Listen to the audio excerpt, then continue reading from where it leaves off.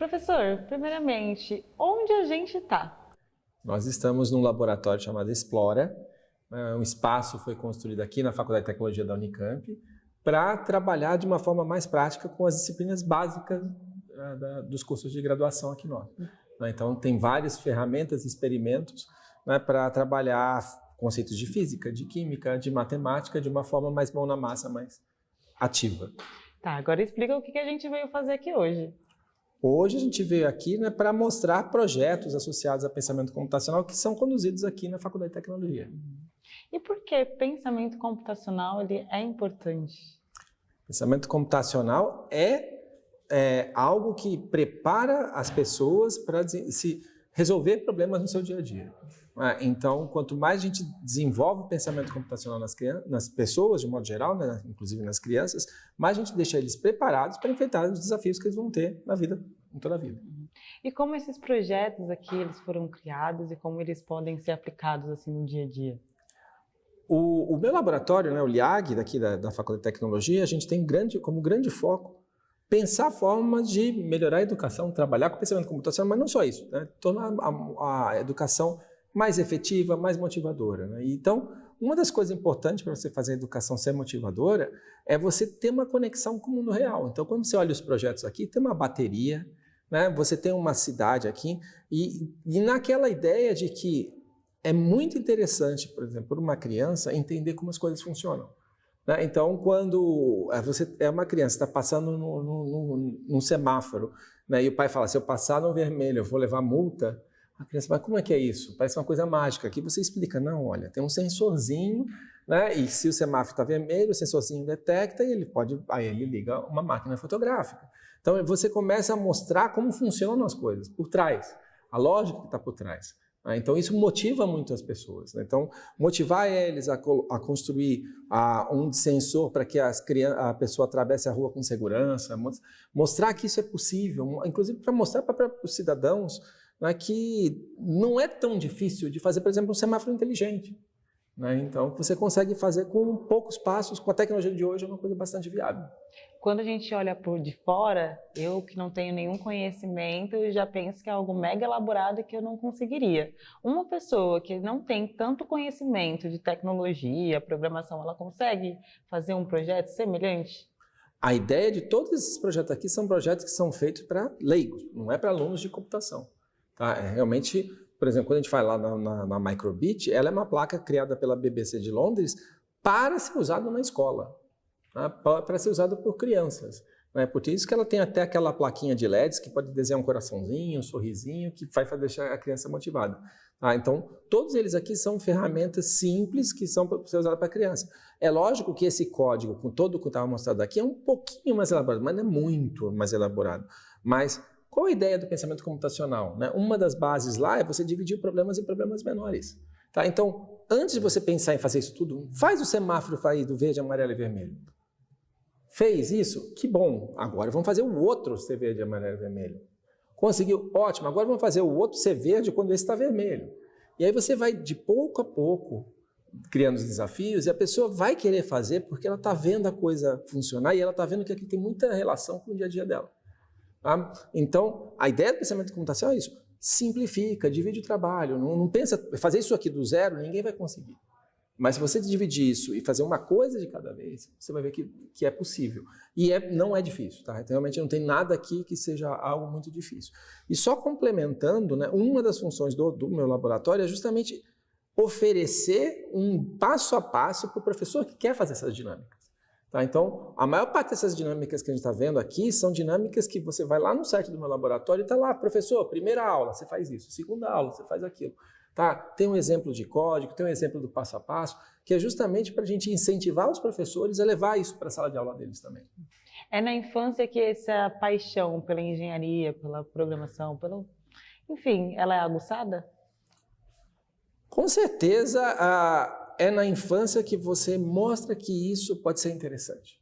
Né? Então, se você coloca a matemática como algo chato, como algo só de decorar, como algo que não tem prática, a criança vai acabar tendo uma resistência para toda a vida para a matemática. Né? Se você pega e, por exemplo, pega na tela do Scratch, bota um gatinho andando lá, né? E você pede para uma criança, isso é experiência prática, tá? Faz o gatinho andar daqui para cá e o gatinho andar para lá, e a criança percebe que para fazer o gatinho andar daqui para cá, ela tem que ir mudando o X, e para fazer o gatinho andar daqui para cá, tem que ir mudando o Y, ela aprende plano cartesiano sem nem saber que ela está aprendendo plano cartesiano. Tá? Isso eu vivi na prática, né? E aí, né, quando a criança falou, pô, mas a professora ensinou aquilo, eu já tinha visto. É coisa do Scratch. Então, essa é uma coisa. Então, aí, quando você vê aquele conteúdo, você não vê aquilo, para que vai ser visto? Você já sabe para que serve. Você já usou aquilo. E como você imagina esse mundo ideal em que crianças, desde a infância, aprendem a pensar computacionalmente? Eu vejo isso, primeiro, que a gente está desenvolvendo uma habilidade que é importante para ela na vida dela. Mas, mais importante que isso, ela vai querer ir para a escola. Então, se eu não me engano, foi nesta mesma sala, ainda não era reformada, era uma sala tradicional, eu trouxe 3 kits daquele da Lego, né, para alunos da graduação, né, e dei um desafio para eles, vocês vão montar um robozinho e vocês vão disputar aqui nesse ringue para ver quem ganha. Eu tinha que expulsar os alunos da sala de aula, porque eles não queriam ir embora. Né? A minha aula era das 4 às 6, às 7 da noite eu tinha que expulsar eles, porque eu tinha aula às 7. Então, você vê alunos que querem continuar a ficar numa aula, e nessa mesma aula, tinha um dia que eu olhei para a sala, tinha 20 alunos, sendo que eu tinha 10. Então, não só tinha alunos que queriam continuar numa aula que já tinha acabado, como tinha alunos que não eram da aula, que vinham para a aula também. Para fazer uma aula que aprendia muito de conhecimentos de programação, muito de conhecimentos de robótica, só que era divertido. E aí eles querem fazer. Tá? Então, eu acho que o mais importante é a gente ter esse tipo de coisa na escola, até mais do que o pensamento computacional, é transformar a escola num espaço que a criança quer ir, que uma criança gosta de ir. E a diversão é esse caminho. Sim, é uma diversão, só que é uma diversão que aprende. Né? Eu acho que também precisamos aí quebrar um preconceito, né? Que existe, inclusive, em professores. Né? O fato de ser um jogo, o fato de ser divertido, não quer dizer que não é sério, não quer dizer que não se aprende. Né? Ainda existe algumas pessoas que têm essa dicotomia, não, ou é sério escola, ou é diversão em brincadeira. Né? O que a gente quer mostrar aqui, né, é que dá para fazer algo que é divertido, parece brincadeira, mas que tem muito aprendizado envolvido. Esse seria o conceito de aprendizagem criativa? Não. Exatamente, não podemos esquecer que a aprendizagem criativa foi criada no Lifelong Kindergarten, né, o laboratório cuja tradução é jardim da infância para toda a vida, que é justamente isso, é criar um espaço onde a criança brinca, como no jardim da infância, a vida inteira. Paulo, agora me explica, o que é esse experimento, porque eu fiquei bem curiosa. Então, esse daqui é um experimento que utiliza da placa Make, certo? E o que ele faz? Ele converte materiais condutores em sinais como se fossem teclas do teclado do computador.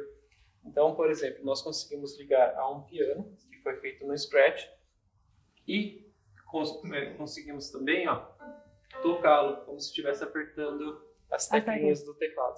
Muito legal. Posso fazer o teste? Fique à vontade. Com uma mão você segura a massinha e com a outra você toca. Gente, que legal! Muito, muito legal. E na onde que entra o pensamento computacional dentro desse experimento? Então, você consegue trabalhar a parte de coordenação, de lógica, né? A hora que você precisa dar um comando para o computador responder, né? E você consegue trabalhar também essa questão de lógica, de sequência, né? Você consegue trabalhar com as crianças mais novas. E de onde vem a sua ideia de fazer esse experimento em específico? Então, como eu já conheci essa plaquinha, eu achei bem bacana trazer as possibilidades, né? Porque às vezes a gente não sabe os materiais que conduzem, né? Por exemplo, as frutas mesmo, elas contêm água e isso acaba conduzindo a energia. Professor, agora me explica, aonde que entra o pensamento computacional nessa experiência feita aqui pelo Paulo e Antônio? Bom, na verdade, quando a gente está falando em pensamento computacional, a gente está falando de aprender a resolver problemas. Né? O que a gente faz mostrando uma coisa como essa aqui, é mostrar que dá para fazer coisas interessantes conectando com objetos da natureza. Né? Então, você pode dar desafios criativos interessantes para as crianças. Faça alguma coisa num balde de água, faça alguma coisa numa fruta. O que você pode fazer diferente? Você pode detectar se o seu gatinho está tomando água no pote? Pode. Você pode tirar uma foto na hora que ele... Pode. Né? Então, dá para fazer várias coisas interessantes e mostrar o ferramental. Né? E aí, na verdade, o que a gente mostra com isso é o potencial do ferramental. Né? E só o fato de montar isso daqui já é um desafio. Então, a criança, né, ou quem estiver montando, vai ter que entender que tem que conectar cada banana em um lugar lá, vai ter que entender que cada uma dessas entradas é alguma coisa num programa de computador. E até uma coisa interessante, né? Quando você está fazendo o experimento aqui, você viu, você tem que colocar aqui e colocar aqui. Você está ensinando conceitos de eletricidade. Então, no fundo, você está passando uma corrente.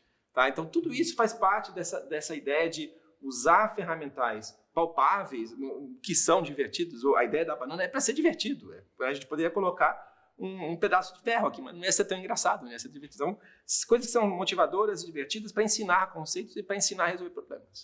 Tá, agora onde que entra também a indústria 4.0? Como que ela se associa? Boa pergunta. Na verdade, aqui, lógico, a indústria não tem banana, mas a indústria tem sensores. Né? Então, eu preciso saber se alguma coisa está ligada, se alguma coisa está quente, se alguma coisa a eletricidade está passando em algum ponto. Né? E quando uma pessoa pega e faz um experimento como esse, ela começa a construir, né, modelos mentais no cérebro dela de o que é um sensor, né? O que é a detecção de alguma coisa e fazer uma coisa no computador com base naquilo. Né? Por que é importante eu conectar a máquina no computador e que potencial tem? Então, a gente mostra para eles os potenciais que ela pode ter, né, usando esse tipo de tecnologia. E precisa ser curioso também. Divertido é fundamental. Né? Então, quando a gente olha lá nos 4 P's da aprendizagem criativa, tem o play, tem que ser divertido, tem que ser uma coisa motivadora. A gente quer que a educação seja algo que as pessoas façam com prazer. Né? E é por isso que a gente coloca a banana aqui e não uma coisa mais sem graça. Gostei bastante. Que bom. Gente, agora me expliquem um pouquinho dessa experiência, porque eu não entendi nada. Jana, na verdade, o pensamento computacional está diretamente ligado a ensinar os alunos a resolverem problemas. Só que a gente tem que discutir o que é necessário em termos de adaptação no material didático, quando você precisa incluir um aluno com uma necessidade diferenciada. Então, pensando na necessidade de um aluno cego, que vai ter a sua primeira aula de pensamento computacional, que vai ser apresentado a conceitos muito fundamentais de programação e construção de algoritmos. Existem adaptações no material didático feitas com materiais muito simples, barbante, fita, bolinhas em relevo, para ajudar esse aluno a trabalhar com outros sentidos que não a visão para interagir com o material didático. O que a gente vai fazer aqui é justamente trabalhar essa primeira lição da primeira aula de algoritmos, representando um aluno cego através das vendas e do material táctil. O tamanho é importante, diversificar as texturas também é fundamental. Mas para essa experiência não precisa necessariamente de um computador. Não. A ideia é que o pensamento computacional possa ser tanto plugado quanto desplugado. Aqui a gente trabalha as capacidades desplugadas no ensino. Ah, perfeito, porque normalmente as pessoas associam pensamento computacional com algo relacionado a computador e não tem nada a ver. Não, aqui são os primeiros passos para começar a pensar computacionalmente, que vai levar você a ser capaz de trabalhar com o computador ou não. Agora, conhecendo também um pouquinho mais sobre vocês, por que vocês decidiram fazer esse projeto? Esse projeto ele foi um encontro de duas realidades. A Camila é uma especialista no ensino a cegos. Isso, eu trabalho no HC, no Hospital das Clínicas de Ribeirão Preto, há 11 anos, com reabilitação, com foco maior em reabilitação visual. Eu sou professor de cursos de programação e disciplinas de curso superior e também trabalho no mercado com desenvolvimento de software. Então aqui a gente teve a oportunidade de trazer as práticas necessárias para formar um programador nos primeiros passos com a demanda por adaptação para os cegos. E no caso, pensamento computacional busca resolver problemas ali no cotidiano? O pensamento computacional, ele busca preparar qualquer pessoa para dividir um problema em passos menores, sequenciar esses passos e encontrar uma forma que possa ser reproduzida para resolver aquele problema em diferentes situações, desde escrever um programa de computador até fazer coisas cotidianas. E existe uma idade limite? Na verdade, não. Isso pode ser feito com crianças de qualquer idade, mas a gente trabalha com a ideia de que os alunos eles já tenham passado por uma instrução mínima e eles já saibam qual é o ferramental proposto. Então, aqui as crianças elas têm uma idade mínima. Sim, na verdade, no nosso artigo é de 10 a 14 anos, né? Mas uma criança ali de 6, 7 anos pode fazer essa atividade, porque já vai estar com o tato se desenvolvendo, né? É importante, porque antes disso, ele já está trabalhando o sistema Braille, ele já está estimulando o tato dele. São atividades que podem ser dadas em sala de aula. Sim. Legal. Bom, agora acho que dá pra gente chamar uma colega aqui para fazer a experiência junto comigo, né? Vamos lá, temos 2 aqui. Vou colocar minha venda. Daiana, por favor, coloque a sua venda Só também. dando uma sugestão, essa atividade seria perfeita num atendimento educacional especializado feito numa sala de recursos, onde eles vão estimular as habilidades dele, cognitiva, motora fina. Então, essa atividade é uma ótima atividade de motora fina, por exemplo. Muito legal mesmo. Bom, agora eu vou precisar de vocês. Pessoal, agora o que vocês vão fazer? Vocês vão identificar nessa folha. Primeiro colocar desde o início, né? A gente gosta, eu gosto de falar para os alunos explorar a folha com as mãos, tá? Com ambas as mãos aqui, isso. Enquanto vocês exploram a folha, vocês vão perceber que existe um cabeçalho nessa folha que está demarcado por uma fita de cetim. Vocês precisam encontrar essa fita com a mão de vocês. Abaixo dessa fita, vocês vão encontrar uma bola em relevo. Essa bola em relevo, ela já te dá um indicador de que daqui para baixo a nossa atividade começa. Esse é todo um código que uma criança cega já está acostumada do material que é usado normalmente nas aulas. Abaixo dessa marca, vocês vão encontrar um quadro em relevo feito com barbante. Esse quadro representa um labirinto. Ele está dividido em quadrados. Sintam os quadrados com as mãos de vocês. Qual é o objetivo dessa atividade, agora que vocês encontraram o labirinto? Sintam as texturas também. O ponto inicial do labirinto está marcado com algumas bolinhas em relevo. Você vai achar um quadradinho que tem bolinhas em relevo. Isso, vocês encontraram. Essas bolinhas em relevo, elas estão num piso de lixa. Esses pisos de lixa marcam onde você pode andar no labirinto. Se não tem lixa, você não pode andar. Se tem lixa, você pode andar. Você vai sair desse quadradinho que você está e navegar pelo labirinto até outro quadradinho que também tem essas bolinhas em relevo, que é o final do labirinto. O importante é que você seja capaz de explicar o trajeto. Então, eu andei para cima, para baixo, para a esquerda, para a direita. É a construção dos passos na sequência para sair do labirinto. Jana, explica para a gente para que lado você andaria. Para cima, para baixo, para a esquerda ou para a direita, partindo de onde você está? A partir de onde eu estou, eu andaria para a direita. Você precisa andar só nos quadradinhos que tem lixa. Ah, tá, os que tem lixa. Isso.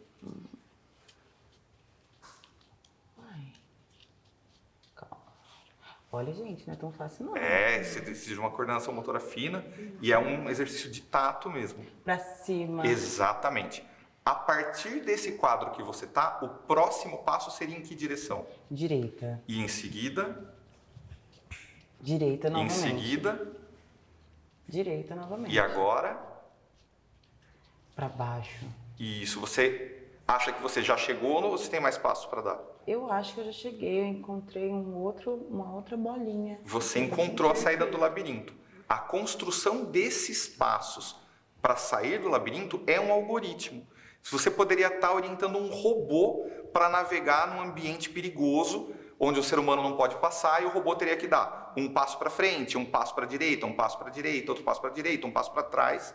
E dessa forma ele sairia. A capacidade de construir esses passos é a primeira coisa que você tem que ensinar para um aluno numa aula de algoritmos, numa aula de pensamento computacional. Só que como um aluno cego não enxerga o labirinto, você precisa encontrar formas para que ele enxergue esse labirinto. A Daiana, que está aqui do lado, que passo você faria para andar nesse labirinto, Daiana?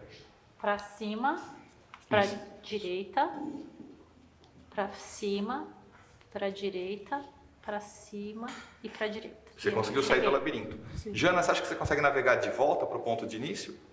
Eu acho que sim. Vamos lá.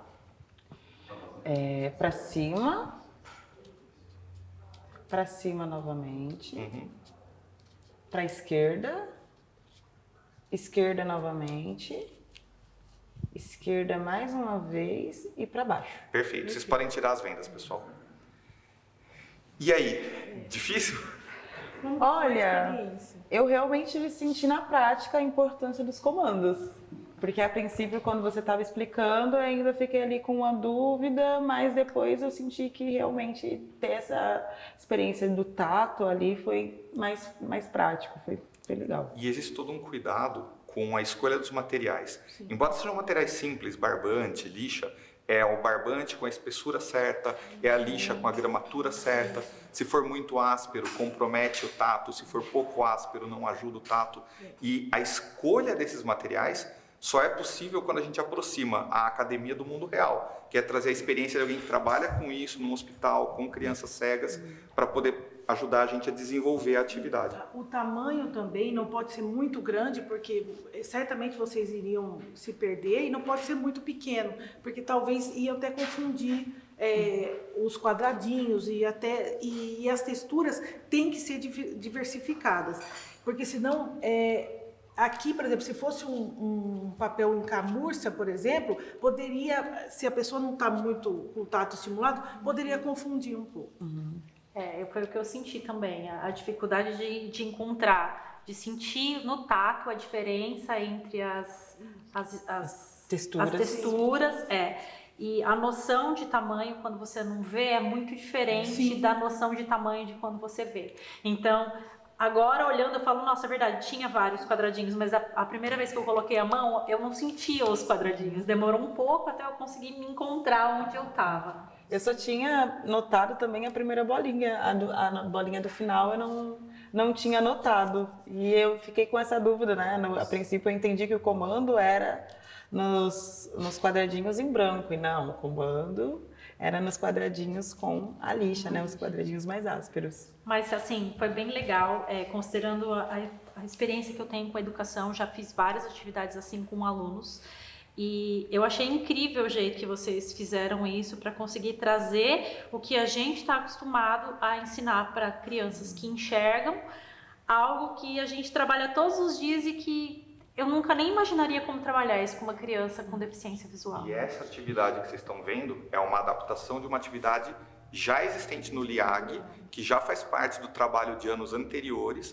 O que a gente fez foi resgatar uma atividade que já era direcionada para alunos sem nenhuma necessidade especial e adaptar para que uma criança cega também pudesse ser inclusa nessa mesma aula. O plano de aula é um plano existente, adaptado para uma necessidade específica. E novamente, vocês viram que são materiais bem simples, né, que você pode encontrar em qualquer escola, que dá para fazer uma boa adaptação. Então não tem desculpa, Não né? tem desculpa. Professor, eu achei essa experiência muito, muito legal mesmo, porque ela mostra que não tem nada a ver pensamento computacional com computadores. Assim, tem uma ligação, mas não precisa necessariamente de um computador para você colocar em prática o pensamento computacional, certo? Perfeito. Na verdade, essa atividade, até como foi comentado, né, é uma atividade que já tem algumas dinâmicas do meu laboratório, do LIAG, aqui na Unicamp, né, mas que também é uma atividade extremamente comum. Tá? Quando a gente fala de introduzir pensamento computacional, a atividade de caminhar por uma matriz e achar alguma coisa é básica, é muito comum. O que tem de diferente aqui é como é que eu pego essa atividade, que já é uma atividade bastante tradicional, e adapto ela para um outro público. Né? Para que a gente leve o pensamento computacional para todos os públicos. Essa é uma das preocupações que a gente tem. Inclusive, eu ia te perguntar como essa atividade, como o pensamento computacional, ele está ali ligado no nosso dia a dia, ações do dia a dia. Bom, qualquer coisa que a gente vai fazer, hoje em dia principalmente, né? Se você vai acordar de manhã, você vai programar o seu celular. Programar, a palavra é exatamente essa, você programa o celular, você faz um programa no celular. Você vai cozinhar alguma coisa no micro-ondas, você programa o micro-ondas. O nosso dia a dia hoje é um dia a dia onde programar faz parte da vida. Né? E ensinar as pessoas a programar é ensinar as pessoas a ter autonomia para viver no mundo moderno. E como fazer essa quebra de resistência das pessoas que normalmente acham que pensamento computacional está ligado só à programação de computadores? É algo que a gente realmente precisa trabalhar para diminuir, né, para acabar com essa resistência. Primeiro, nós estamos vivendo num mundo onde o computador faz parte do nosso dia a dia, né? Cada vez que você pega o seu celular, na verdade você está pegando um computador até bastante potente, né? Comparado com os computadores que existiam lá nos anos 80, por exemplo. Né? Então, a gente vive com um computador no bolso. As pessoas, você vai ter resistência, você tem um computador no bolso, você usa esse computador no seu dia a dia. Né? Então, a computação, ela está aí. Ela não é uma coisa hoje que você fala, eu posso usar ou não posso usar. Você tem que usar. Se você quer ser um cidadão pleno, se você quer ser um cidadão com oportunidades profissionais, mas também um cidadão que consegue interagir com a sociedade, um cidadão que consegue ser, influenciar o governo, a conhecer o que está sendo feito, se informar, você precisa trabalhar com computador. Então, a computação hoje ela é uma obrigação, não é mais uma coisa que você pode escolher querer trabalhar ou não. Ela faz parte da nossa vida, né? E dar essa habilidade para as pessoas é essencial. Mas mais do que tudo, a gente está falando muito de computação. Pensamento computacional tem uma preocupação muito mais do que computação, principalmente com resolver problemas. Perfeito. E uma conversa que eu tive há pouco, né, com alguns colegas meus, eu estava falando, quando eu era criança, eu brincava muito na areia, fazendo estradinhas, fazendo pontes, fazendo túneis, e brincava na rua, a gente fazia coisas com papel, com papelão, fazia a mesma coisa. A criança hoje, ela tende a não ter esses contatos. Então, a gente fazia pensamento computacional no mundo físico. A criança hoje, que nasce num apartamento, né, sem coisas que ela possa mexer, sem coisas que ela possa construir, né, se a gente não dá uma oportunidade dela aprender a resolver problemas de alguma outra forma, a gente está tirando uma habilidade essencial para ela. Até porque essa falta de contato com o mundo exterior, com objetos, com essa programação de forma indireta, afeta também acredito que o cognitivo, o crescimento da criança como adulto. Diminui a habilidade dela conseguir olhar para o ambiente que ela está e ver como ela resolve um problema.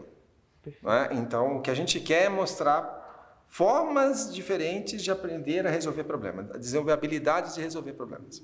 Marcelo, essa experiência aqui eu acho que eu já conheço um pouquinho, mas eu estou curiosa para o que você vai me mostrar. Me explica o que nós vamos fazer aqui com esse aspirador. Bem, quando a gente começa a falar de pensamento computacional, parece uma coisa meio abstrata, e é interessante você unir a prática e a teoria, né, para que o aluno absorva melhor os conhecimentos. Então, eu vou usar o aspirador para a gente observar qual é o comportamento dele e, através desse comportamento, a gente discutir, então, um pouco sobre pensamento computacional. Beleza? Então, eu vou colocá-lo no chão para a gente ver como é que ele funciona, né?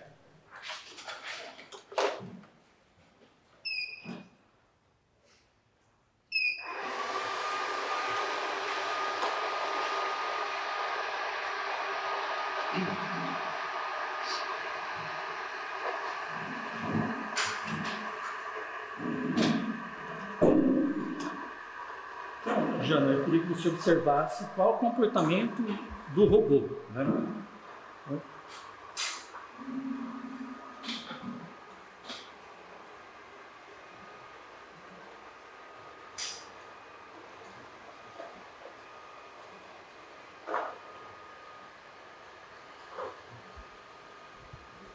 Bem, eu acho que já deu para você observar. Eu queria que você detalhasse para mim o que você observou no robô. Qual o comportamento dele? Bom, eu vi que eu nunca tive contato realmente para mexer nesse robô, nesse aspirador, mas eu vi que ele automaticamente vai trilhando o caminho e quando ele vê algum objeto que está impedindo, ele recua e vai para um outro local.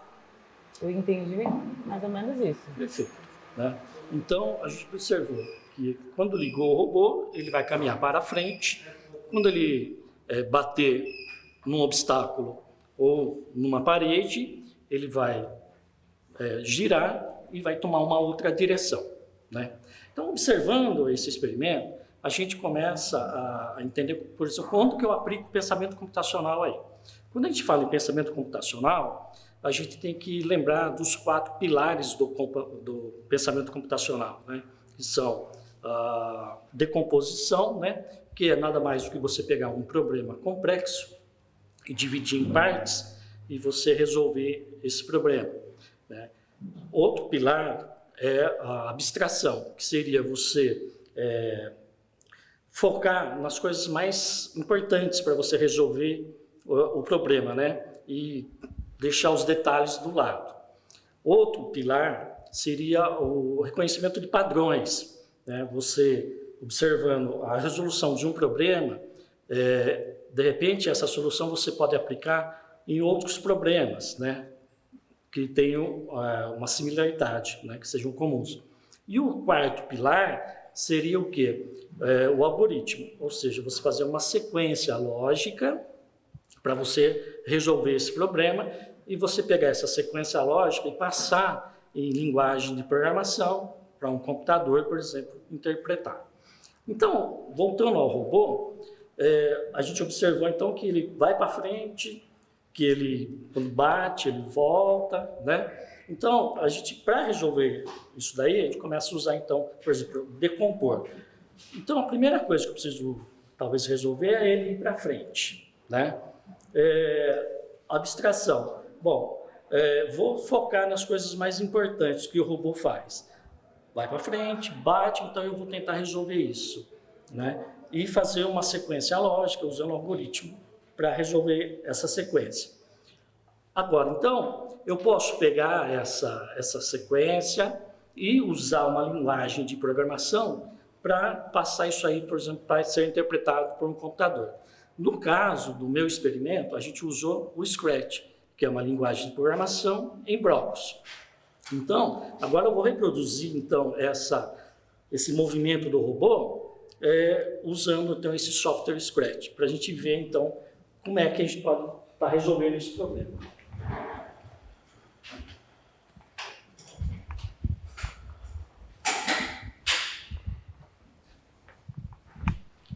Então, o robô ele bate no obstáculo, retorna, né, vai caminhando. Com isso, eu consigo juntar a prática com a teoria. Então, fica muito mais fácil para um aluno entender, né, como é que funciona o pensamento computacional. E o pensamento computacional, ele não vai ser só usado, por exemplo, por programadores, pessoal de desenvolvimento, cientistas da computação, né? Em 2006, a Janet Ewing, no seu artigo, ela disse muito bem que o pensamento computacional deve ser ensinado não só para o pessoal da programação, os cientistas da computação, mas o pensamento computacional deve ser ensinado para todos, né, independente da sua classe econômica, social, porque isso vai ajudar o ser humano a resolver problemas do dia a dia. Isso, se você ensina isso aí para uma criança, ela vai levar isso aí para a vida toda, né? Então, assim, é uma habilidade essencial, principalmente nesses tempos que a gente vive, né? Toda criança e nós adultos estamos diretamente ligados à tecnologia. Não tem como mais você viver sem. Então, é importante já desenvolver essas habilidades nas crianças. E por que você escolheu o aspirador de pó para fazer esse experimento? Tá. Eu estava em casa, isso foi uma atividade que o professor Marcos Borges passou para a gente, para usar o software Scratch. E tive um insight, minha esposa estava passando lá o aspirador, falou, dá para reproduzir isso com o Scratch. Essa foi o insight que eu tive. Né? E ainda passou para a esposa o que era ali o pensamento computacional. Sim, com certeza. Muito interessante, nunca tinha visto por esse ponto de vista, ainda mais com um objeto que está presente ali no dia a dia, nas nossas atividades. Então, a gente pode usar várias coisas para ensinar o pensamento computacional. Né? Então, no dia a dia, como eu disse, no dia a dia a gente usa o pensamento computacional. É uma habilidade importante hoje. Né? E que muitas pessoas às vezes nem sabem que está utilizando o pensamento computacional, mas está colocando essa habilidade em prática. Sim, sim. Marcelo, agora eu acho que o seu experimento deve ter dado um pouquinho de trabalho. Eu queria que você me explicasse como ele foi feito na prática. Na verdade, não deu tanto trabalho, Jana. Eu vou mostrar para você o código-fonte que a gente desenvolveu. E você vai ver que são pouquinhas linhas de programação. E como eu comentei, eu usei o software Scratch, que ele é uma programação em blocos. Na verdade, você arrasta o evento ou o que você quer que o objeto faça, né? O Scratch, ele é um software, um aplicativo do Meet, né? Podemos chegar até ali a tela e eu vou mostrar para você as linhas de código que faz, tá? Então, na verdade, são poucas linhas, né? Eu digo lá pro robô, né? Para ele mover 2 passos simples, ou seja, ele sempre vai estar movendo os passos para frente. Se ele tocar, tipo, na borda, ele vai voltar, né? Se a cor do robô bater na cor do chão aqui né? Para ele não subir, por exemplo, na parede, então eu coloquei só, se ele bater na cor do rodapé, ele vai girar, né? Ou se ele bater num objeto, no caso aqui uma caixa de som, ele vai voltar 2 passos para trás, vai girar 5 graus e ele vai continuar o seu percurso. Então, assim, essa linguagem de programação, você pode estar trabalhando com ela, com crianças de 5, 6, 7 anos, né? Ela é muito simples e muito intuitiva, né? Gostei bastante, eu achei que fosse um pouco mais complicado. Na minha cabeça, eu falei, acho que eu não conseguiria jamais fazer isso. Com certeza consegue. Bom, vou tentar, viu, na próxima. Ok. Professor Marcos, os 4 pilares do pensamento computacional: reconhecimento, decomposição, reconhecimento, abstração e algoritmo. Serve para qualquer resolução de problemas? Sim, na verdade, eles são pilares de resolução de problemas. Na verdade, se a gente for a fundo na origem do pensamento computacional, o que se percebeu foi que as pessoas que aprendiam a programar aprendiam a resolver problemas porque eles aprendem esses pilares. E só que esses aprendizados não serviam só para programar. E eles acabavam sendo pessoas capazes de resolver problemas de um modo geral. Foi aí que começou, né? Foi aí que começou todo o estudo. Peraí, mas se a pessoa que aprende a programar aprende a resolver problemas, então vamos começar a ensinar mais pessoas a programar para elas aprenderem a resolver problemas em qualquer área que seja. E eu queria que você também falasse um pouquinho sobre esse experimento do Marcelo. Eu achei bem legal, porque ele mostrou ali no Scratch como que foi dado esses comandos. E na nossa cabeça, de quem não entende, acha que é algo super mega difícil. Como que a gente quebra esse receio? Muito bom. A gente comentou agora há pouco, né, da questão de como as crianças antigamente faziam. Eu era famoso quando criança que eu desmontava todos os meus carrinhos. Eu quebrava porque eu queria ver como funcionava lá dentro. Eu queria ver onde tem fio, onde está o motor. O mundo de hoje é um mundo onde não é exatamente o motor que faz a criança ter dúvida de como funciona, é o código. Como é que funciona esse robozinho de aspirador de pó? Como é que ele faz para saber que ele já passou por aqui e ele vai virar? Então, a ideia aqui é mostrar que o código está no seu dia a dia e explicar para a criança, você quer ver como funciona? Está aqui. E você pode programar, e de repente seu robozinho aí do aspirador, ele não está cobrindo todos os pedaços da sua casa, está deixando um pedaço sujo. Vai lá no programa e vê, dava para fazer um programa melhor que esse? Dá para usar uma coisa melhor que essa? Tá? Então, é incentivar a criança, né, ou quem quer que seja, né, quem estiver aprendendo, a aprender algo para resolver um problema do mundo real, para entender o mundo real. Tá? Então, esse exemplo eu acho muito interessante por causa disso, porque é uma coisa do mundo real, mas que tem uma programação lá. Mas, mais ainda importante que isso, né, como você mesmo comentou, não é difícil. Então, assim, uma programação para fazer isso não é uma programação difícil, é uma programação de poucas linhas. Então, mostrar para a pessoa, desconstruir um pouco essa coisa de que informática é difícil, que programar é difícil. Então, construir um robô como aquele, a parte de programação é simples. Então, qualquer pessoa com pelo menos um conhecimento já no assunto consegue fazer essa programação. Sim, e mais do que isso, consegue entender. Então, poxa, por que será que o robô não está cobrindo esse espaço? Ela, aprendendo o pensamento computacional, ela vai entender, ele está virando errado, a lógica que ele está seguindo não é a melhor lógica, dava para ter uma lógica diferente. Então, consegue olhar para um problema e pensar numa solução. Agostinho, chegou a sua vez. Agora eu queria que você me explicasse um pouquinho do seu projeto. O que temos aqui? Esse meu estudo, né, ou este projeto, ele tem como finalidade, né, apresentar ou tentar aplicar o pensamento computacional na formação de professores, né, especificamente no meu país, que é Angola. Legal. Isso pode demonstrar para a gente? Sim. Então, Antes, né, gostaria só de estar explicando um pouquinho mais profundo de onde então nasce essa necessidade, né, de se fazer este estudo. A revista digital, né, ou a revista científica de Angola apresentou alguns dados extremamente interessantes, né? E esses dados então ele procurava responder essas questões, né? Quais questões? Se os professores de Angola, né, eles tinham o domínio, né, de recursos digitais, se os professores de Angola eles tinham o domínio da existência considerável de ferramentas nas escolas, né?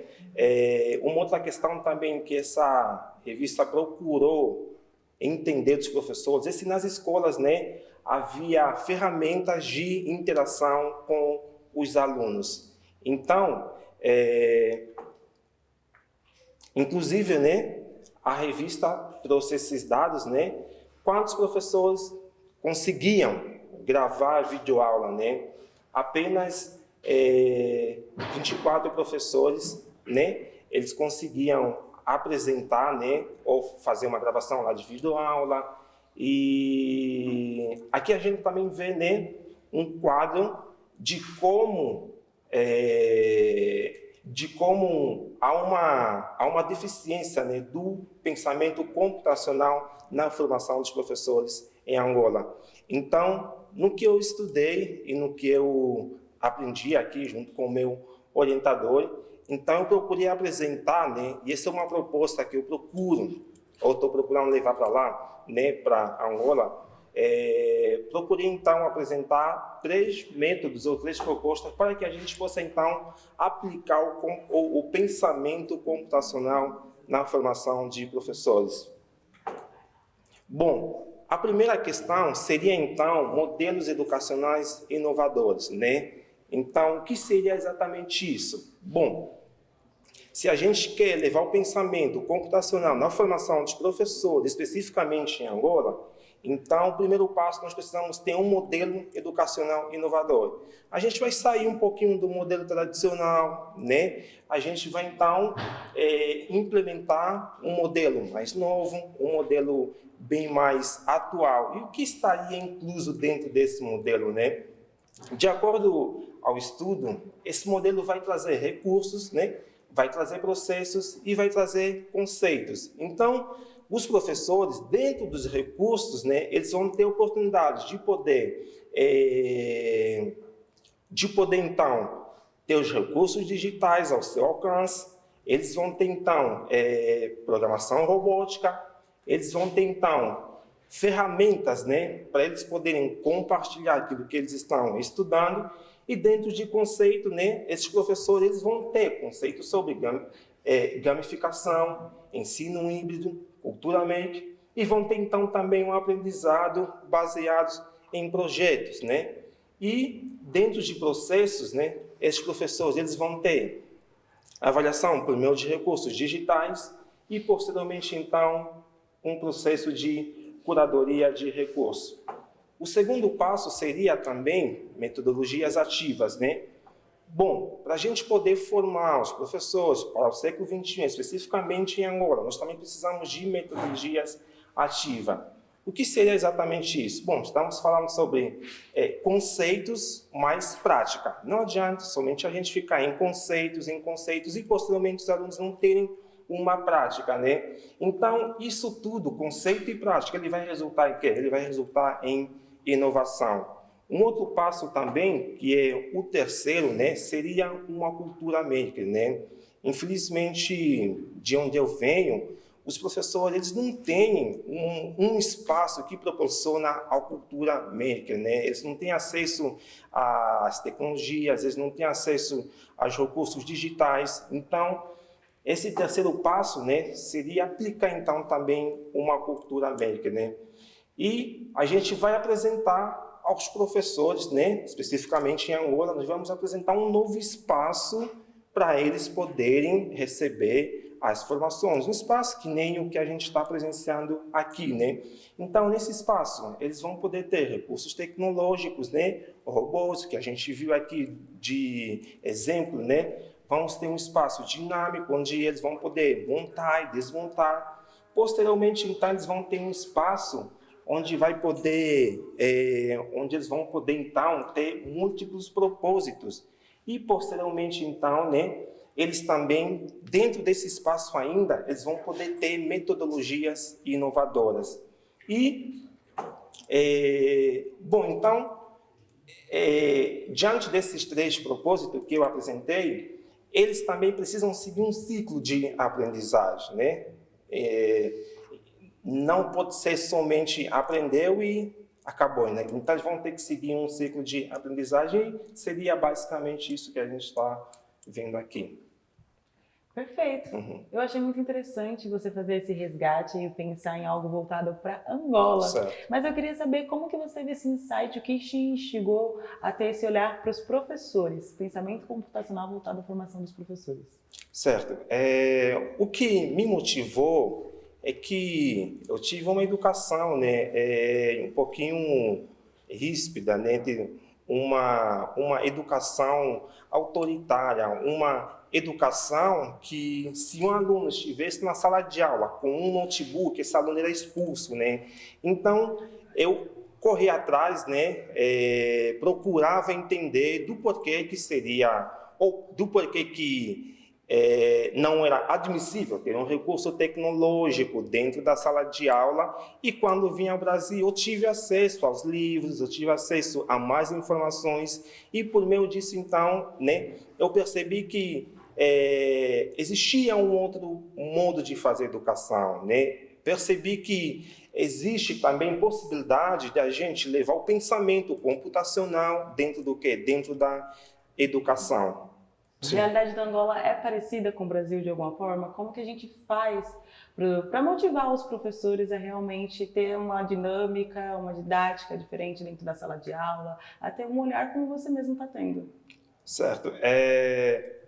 De Angola para o Brasil é extremamente diferente, né?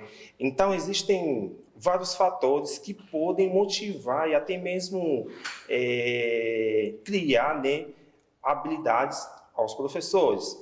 Por exemplo, né,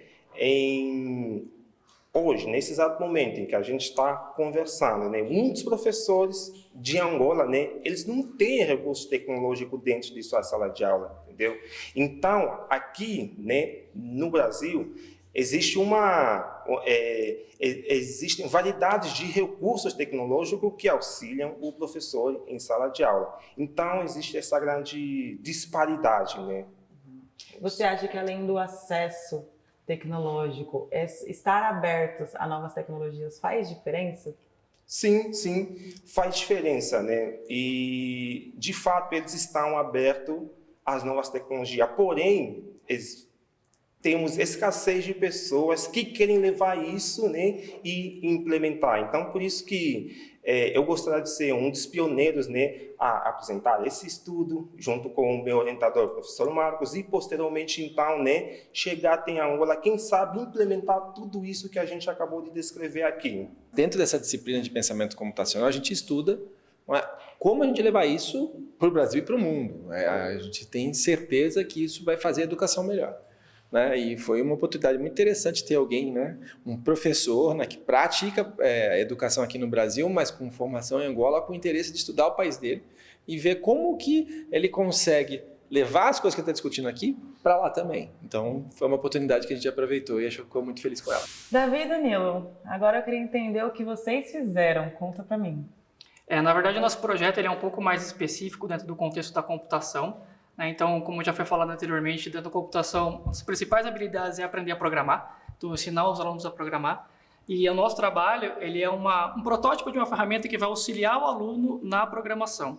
Tá? Então, ali com essa ferramenta, o aluno pode ir digitando o código e aprendendo o código, e a ferramenta vai dando alguns avisos, né, algumas notificações, melhor, aqui está certo, por esse caminho está errado. Então, esse é o propósito geral da nossa plataforma. Entendi. A gente consegue mostrar aqui um exemplo? Sim, o Davi vai mostrar aqui um exemplo. A ideia, então, aqui eu tenho diversos pedaços, né? Aqui onde eu vou colocar o código, aqui um tipo de código, aqui outro tipo de código, aqui tem as instruções e aqui vai aparecer o feedback, né? Então, o resultado que depois que ele fizer o código, a plataforma vai resolver, tá? No caso, para este projeto, a pessoa já precisa ter um pouco de conhecimento de programação. Exatamente. Como eu disse, o nosso é um pouco mais específico da computação, então exatamente para pessoas que estão aprendendo, né, na entrada na área de computação. Tá? O nível básico já consegue. Exatamente, exatamente. Aqui já inseri o código e aqui eu posso fazer a verificação. E aí ele dá um retorno para mim, onde eu tenho o retorno do código, se está correto, se não está. E aí eu consigo ir alinhando esse feedback ao meu aprendizado, meu ensino-aprendizado. A partir dessas instruções, daí o aluno então poderia verificar no que está errado e aí fazer alterações respectivas no código, submeter de novo essas alterações e a plataforma corrigiria de novo e assim vai, né? Auxiliando então o aluno a aprender, no caso, a programação. E com isso a gente consegue construir o quê? Nesse exemplo específico aqui, pense em sites para a internet, páginas web. Então é isso que a gente está ensinando aqui. Desde a parte estrutural de uma página web, a parte visual de uma página web, ele vai conseguir construir um site para a internet. Essa é a ideia. Super interessante. Eu achei muito legal essa parte da verificação do código, porque normalmente você não tem, né? Você tem que ir ali de cara, colocar o código, ou você já tem esse conhecimento, ou então você vai ter ali só o erro. Exatamente. Essa é uma proposta também que facilita tanto, por exemplo, o trabalho do professor, né, que vai receber os feedbacks e pode ajudar o aluno na avaliação dele, e com o aluno, que ele pode fazer sozinho, né? Então ele pode fazer da casa dele, ele pode fazer de qualquer lugar, porque a plataforma vai estar auxiliando ele nesse aprendizado. A gente consegue com o código certo também, para ver como fica? Consegue, está aqui para baixo dele. É isso embaixo. Então aqui embaixo, esse aqui tem uma instrução, seria uma tarefa, né? E aí, conforme ele ia andando... Aí eu verifico o código. Olha lá, então apareceu ali agora a mensagem verdinha que não tem mais nenhum erro no código dele, está correta a atividade.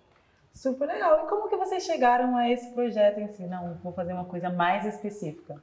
Na verdade, eu sou professor, né, da parte de computação, então eu trabalho bastante com desenvolvimento de web. Então, a gente tentou unir um pouco do que o professor passou para a gente aqui com o pensamento computacional com a parte que eu me identifico bastante, tá? E dentro do pensamento computacional, como a gente está trabalhando aqui com código, a gente está usando todos aqueles 4 pilares que foram falados, né? Composição, reconhecimento de padrões, abstrações, porque está trabalhando exatamente com o código em si. E o que foi mais difícil para vocês na construção desse projeto? A plataforma. Aqui é um protótipo, na verdade, né? Então é um protótipo ainda base, é simples, mas a ideia é a gente conseguir avançar nessa plataforma para torná-la pública, para que outras pessoas possam utilizar, os alunos de fato possam utilizar. Entendi. Então, qualquer pessoa que tem um conhecimento prévio em programação, ela já consegue utilizar essa plataforma, no caso. Exatamente, exatamente. Professor, agora me explica. Pensamento computacional é diferente de letramento digital, né? Com certeza, com certeza. Letramento digital é você conhecer as tecnologias básicas digitais que você usa no seu dia a dia. Né? Você sabe editar um texto? Você sabe fazer uma apresentação? Né? Então, você sabe buscar uma coisa num buscador? Né? Isso é letramento digital. Né? Mas buscar uma coisa num buscador não é algo que você resolve, não é uma resolução de problemas, não tem uma sequência lógica, não tem os 4 pilares. É algo mais simples. Mas é lógico que sem saber isso, né, você não vai conseguir resolver problemas, pelo menos usando a plataforma computacional. Então, isso é uma base, literalmente letramento, aprender as letras para depois você poder explorar de uma forma melhor o mundo digital. Nesse projeto, por exemplo, nós temos aí a linguagem da programação, mas também temos o pensamento computacional atuando na resolução de problemas, certo? Sim, aqui nesse projeto aqui especificamente, o que a gente está fazendo é indo bem mais fundo na questão de programar, né? Então, embora seja uma linguagem bastante acessível, né, mas efetivamente programar e ajudar as pessoas a aprender a programar. Né? Então, como eu disse no começo, o pensamento computacional nasceu observando que quando as pessoas aprendem a programar, elas aprendem a resolver problemas. Tá, mas aprender a programar também não é tão simples assim. Né? Então, como que a gente consegue criar ferramentas, plataformas para ajudar as pessoas a aprender a programar? Esse projeto está nessa linha. Então, pensamento computacional não tem a ver com saber mexer no computador, mas sim resolver problemas também utilizando o computador como uma ferramenta. Não tem a ver com saber usar o computador é letramento, né, tem a ver com resolver problemas. Só que no mundo de hoje, resolver problemas, a maior parte das vezes você vai usar um computador para resolver problemas. Ellen, nós estamos aqui com umas pecinhas de Lego que desde criança todo mundo adora. Explica pra gente o que você montou. Então, assim como você falou, o Lego já vem de um bom tempo, né? Que a gente usa assim para, como pode dizer, para ensinar as crianças a fazer, a criar a montagem, a começar a ter aquele, como nosso lema, pensamento computacional. Então, já assim, esse é tipo um brinquedinho onde você já pode ir montando seu robozinho, o seu carrinho, usando essa criatividade, né? Então, hoje eu trouxe para você um aparelho usando os produtos da Lego, onde eu posso fazer um cálculo matemático praticamente, né? Onde eu vou calcular a área e o volume de por exemplo, da caixinha aqui. E você só fez isso utilizando produtos Lego? Sim. Aí eu vou aqui ligar o aparelhinho.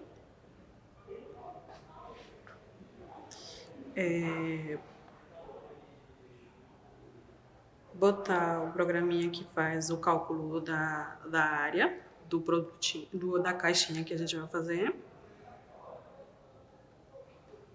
E pronto.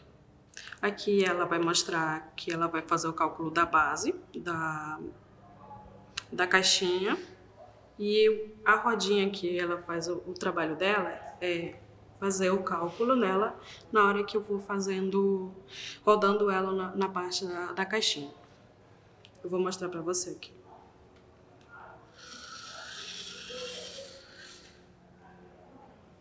Como você vê, ela fez o cálculo da base. Certinho, de forma super simples.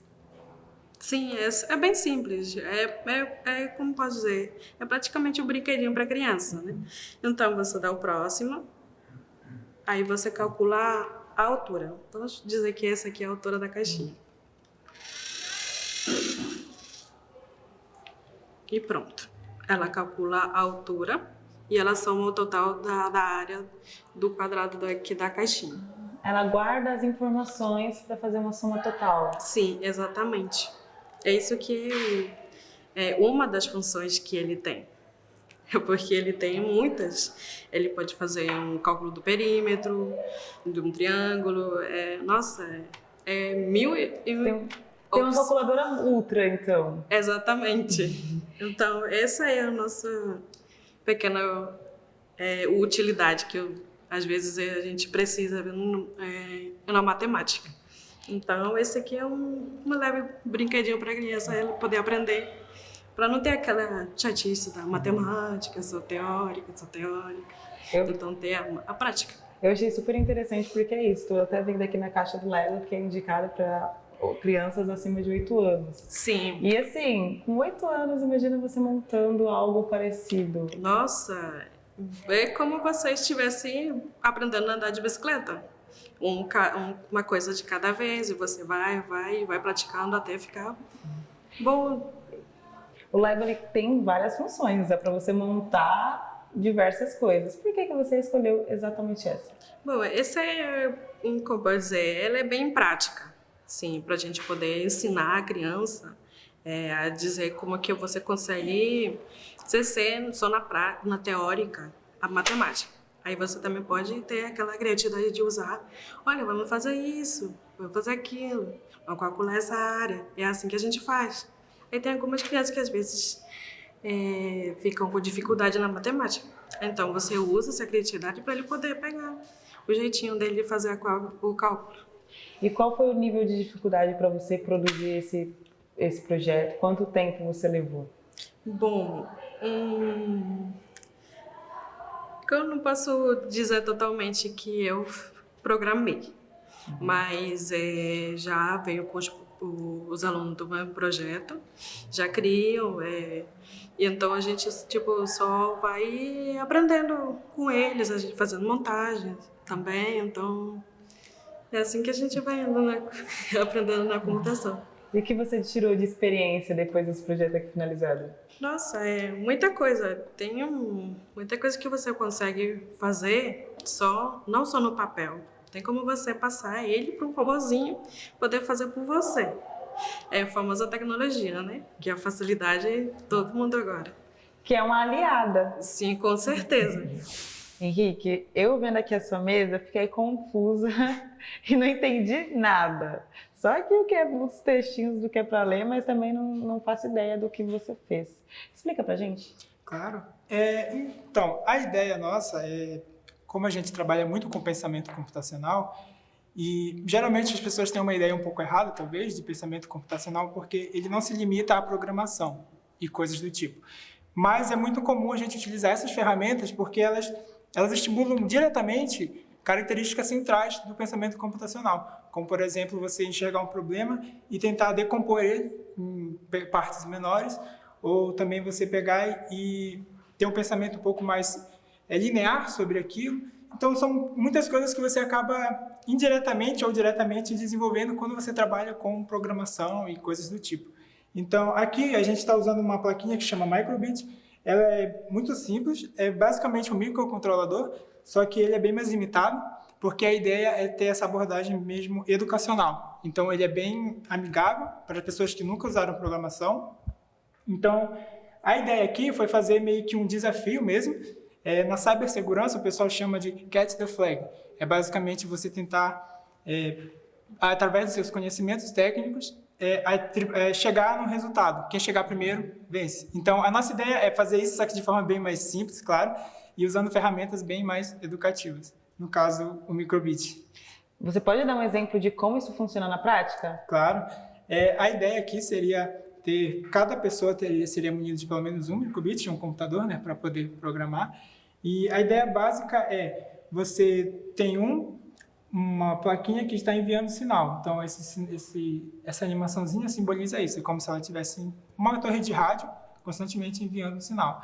E aqui a gente até considera e já deixa claro qual o canal que ela está trabalhando. Por exemplo, o canal 1. Então, qual que é o desafio? A pessoa ter a plaquinha dela sem programação nenhuma. Essa aqui já está toda programada. E como conhecer... Aí, claro, a gente dá uma abordagem inicial, a gente mostra como funciona, os princípios básicos da plaquinha. E, a partir disso, a pessoa vai tentar programar sozinha uma plaquinha para que ela consiga receber esse sinal. Então, por exemplo, esse código aqui, a pessoa conseguiria, depois de uma breve introdução, desenvolver, baixaria na sua plaquinha, como aqui. E a partir do momento que a gente conectou, ela recebe o sinal que ela está enviando. No caso, é simplesmente o número 2. Poderia ser uma frase, poderia ser qualquer outra coisa. E aí a nossa ideia poderia parar por aqui, só nesse pequeno processo, a pessoa já teria aprendido muito, uma breve introdução sobre programação, ou então até como funciona a eletrônica, e ela teria que pensar para chegar nesse resultado, e já seria de grande valia. Mas como a ideia é ser um desafio, então essa seria só uma primeira parte, e a segunda parte a pessoa teria que, com essa mesma plaquinha, no caso eu vou utilizar outra só para exemplificar, a gente tem essa outra, que não está aparentemente fazendo nada, mas já está programada também e está recebendo o sinal. A ideia seria a pessoa com esse código, entre aspas, que é basicamente um número, ela teria que decodificar isso e descobrir como se conectar com essa plaquinha. No caso, eu coloquei x mais 7, que é uma função bem simples. Então, a pessoa pegaria esse número 2, somaria com 7, e com isso ela ia conseguir se comunicar com essa plaquinha. Então, por exemplo, ela faria a mesma coisa com essa placa, ela se conectaria no computador, refaria a programação, e quando ela conseguisse estabelecer uma conexão segura, vou fazer aqui.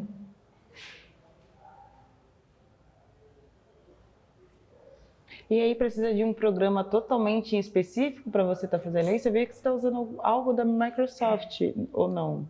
Não, a plaquinha ela foi feita pela BBC, da canal de televisão britânica, e eles disponibilizam a plaquinha e também um site onde a pessoa consegue fazer essa programação.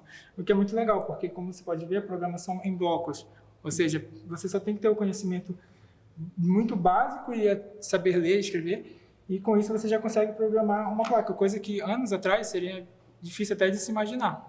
porque a imagem que a gente tem é aquela pessoa, aquele hacker, escrevendo milhões de linhas de código super complexas, e aqui a gente traz isso para um alto nível, a ponto de qualquer pessoa literalmente conseguir programar. Então, no nosso exemplo, a gente teria essa plaquinha, e a pessoa teria que desenvolver esse programa de modo que ela conseguisse se comunicar com o objetivo final, que é capturar a bandeira, como foi citado no começo. E como que você... Da onde veio esse insight para você utilizar essas placas e fazer esse experimento? A ideia inicial foi porque a gente trabalha bastante com Arduino, que é também um outro microcontrolador, só que ele é um pouquinho mais complexo, exige um pouquinho mais de conhecimento para conseguir utilizar. E, bom, a gente queria trazer isso para o pessoal, por exemplo, até crianças de 12 anos, elas seriam capazes de desenvolver isso. E a ideia de fazer um desafio como uma corrida surgiu também um pouco da cibersegurança, que é muito utilizada até para pessoas conseguirem desenvolver as próprias habilidades. Então, juntando um pouco ali, um pouco aqui, a gente acaba tendo novas ideias. Milton, agora me explica esse projeto aqui que eu estou vendo. De cara, parece são uns copos envolvidos em papel alumínio, parece uma mini bateria. O que é? Isso mesmo, a gente projetou aqui, simulando uma bateria. Aqui a gente tem uma placa, né, com circuitos, a gente tem todos os jacarés aqui interligados e a gente fecha esse circuito. Aqui a gente tem uma programação no Scratch que eu vou passar para ele. Aí ele inicia, conforme ele inicia aqui, ele vai apresentar a cor e eu bato aqui. Ele faz essa leitura. E é um exercício de memória, porque conforme for aparecendo as cores, você tem que ir batendo aqui na bateria.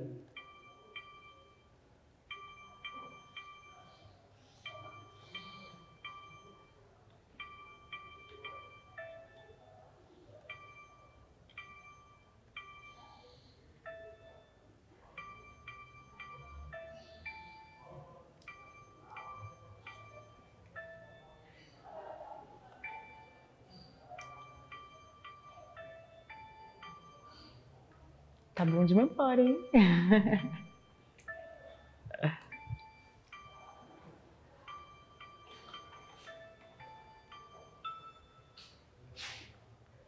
E ele vai ficando cada vez mais difícil. Isso, agora já cheguei. Já foi. Já. Ó. Ah, ele mostra também quando você erra. Isso, quando você errar a cor aqui que é apresentada, ele vai encerrar o programa. Então você tem que ficar muito atento. E aí essa placa aqui é fabricada nos Estados Unidos, é o Make. E assim, a programação é feita no Scratch, é super fácil, como o Henrique já mostrou nesse do Microbit. Isso daqui motiva os estudantes, as crianças desenvolvem bastante neles o pensamento computacional. E falando de pensamento computacional, aonde que está o pensamento computacional? Em tudo.